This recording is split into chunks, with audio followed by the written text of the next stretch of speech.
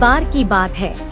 हनुमान नगर गोड से होकर एक बहुत बड़े संत महात्मा गुजर रहे थे। उन्हें एक व्यक्ति दिखा जो उन्हें देखकर छुपने की कोशिश कर रहा था। वो व्यक्ति एक चोर था और चोरी करने के लिए निकला था। चोर ने संत को पहचान लिया था, इसलिए वह संत से छुप रहा था, पर संत ने उसे देख लिया। तुम कौन हो और मुझे देखकर छुप क्यों रहे हो? मैं एक चोर हूँ और चोरी करने जा रहा हूँ। भाई, यह धंधा छोड़ दो। कोई ऐसा काम धंधा करो जिससे तुम्हें किसी को देखकर भय न लगे और न ही छिपने की जरूरत पड़े।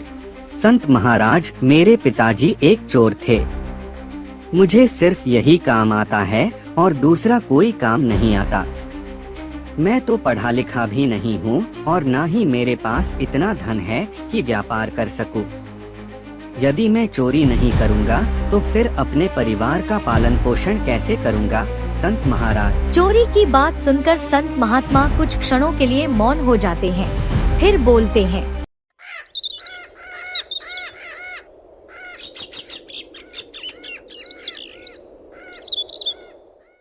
हनुमान नगर गोड का रहने वाला राम उसके माँ बाप नहीं थे, पर गांव के लोग उसके माँ बाप के बराबर थे। वक्त के साथ जैसे जैसे राम बड़ा होता गया, अपनी हरकतों की वजह से एक एक करके उसके सभी माँ बाप उससे दूर हो गए। वो बड़ा ही कामचोर और आलसी था। एक दिन राम अपने घर के बाहर चारपाई पर लेटा हुआ खुद से बातें कर रहा था। 2 दिन हो गए पेट भर के खाना नहीं खाया, लगता है अब मुझे इस चारपाई से उठना ही पड़ेगा और कोई नया मुर्गा भी काटना होगा, वरना मैं ही कट जाऊंगा भूखा रहकर। परंतु मुर्गा ढूंढने जाएगा कौन? सोच ही रहा था कि तभी उसे गांव की सीता भाभी दिखी।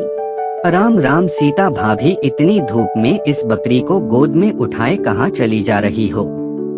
राम राम देवर जी, अब इस भरी दोपहर में सैर करने तो जाऊंगी नहीं, कुछ जरूरी काम से जा रही हूँ। अरे भाभी जी, मुझे बता दो, शायद मैं तुम्हारी कोई सहायता कर दूं। दया रे दया, भला तुझ जैसा कामचोर मेरी मदद करेगा, तू तो खुद की भी मदद ना करे मेरी क्या करेगा? अरे भाभी जी, ऐसा क्यों सोचती हो? तुम्हारे लिए तो मैं हमेशा खड़ा हूँ, बताओ क्या बात है? अच्छा, इतना कह रही हो तो बता देती हूँ। देवर जी, मेरी बकरी की तबीयत कुछ खराब है, 2 दिनों से कुछ ना खा रही, तो आज खड़े होने की भी ताकत ना है इसमें। तो तुम इसे गोद में उठाए क्या सैर कराने जा रही हो? नहीं नहीं, इसे लेकर सुभाष जी के पास जा रही हूँ, कोई दवा दिलाकर आती हूँ, 2 दिन से कुछ नहीं खा रहा है देवर जी। भाभी जी, तुम्हें पता है सुभाष जी कितने पैसे लेते हैं दवा के? पता है देवर जी, लेकिन क्या करूँ, अगर इस बकरी को कुछ हो गया तो मेरा तो गुजारा भी मुश्किल है। इसका दूध बेचकर 10 पैसे बन जाते हैं। भाभी जी, तुम्हें इस बकरी को लेकर जी के पास जाने की कोई आवश्यकता नहीं है।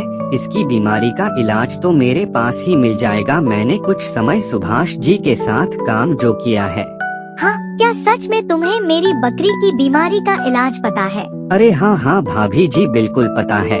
देवर जी, कितने पैसे लोगे तुम? अरे कैसी बात कर दी भाभी जी आपने, हैं भला आपसे पैसे लूंगा मैं, हैं? अरे बचपन में आपके घर इसी बकरी का दूध पीने रोज आता था।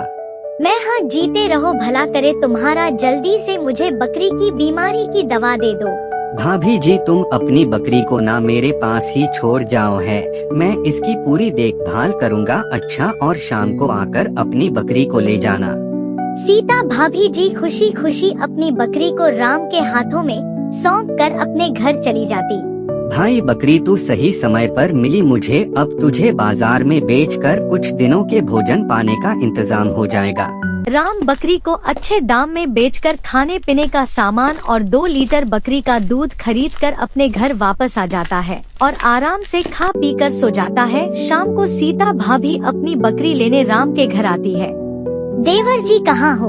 अरे भाभी जी, यही हूँ, भीतर आ जाओ। हाँ देवर जी, ठीक हो गई ना मेरी बकरी? क्या हुआ था? अरे भाभी, आम खाओ, आम गुटिया मत गिनो और यह दूध लेकर जा, तुम्हारी बकरी ने दे दिया है। मेरी बकरी ने इतना दूध दिया है सच्ची में? हाँ भाभी जी, तुम्हारी ही बकरी ने दिया है। देवर जी, बहुत बहुत धन्यवाद तुम्हारा, तुमने मेरी बकरी को ठीक कर दिया। कहाँ है मेरी बकरी? ए भाभी जी, तुम्हारी बकरी बाहर पेड़ से बंधी है, खोल लेना, अभी मुझे उठने का मन ही नहीं कर रहा है। देवर जी, बकरी तो यहाँ नहीं है, मैंने तो हर तरफ देख लिया। अरे भाभी जी वही तो बांधी है, ठीक से देखो तो। नहीं है क्या कह रही हो? भाभी जी यही तो बांधी थी। अरे देवर जी बकरी है, कोई सुई नहीं जो दिखेगी नहीं। राम भी बकरी को इधर उधर ढूंढता है और फिर राम बोलता है, भाभी जी लगता है तुम्हारी बकरी चोरी हो गई है।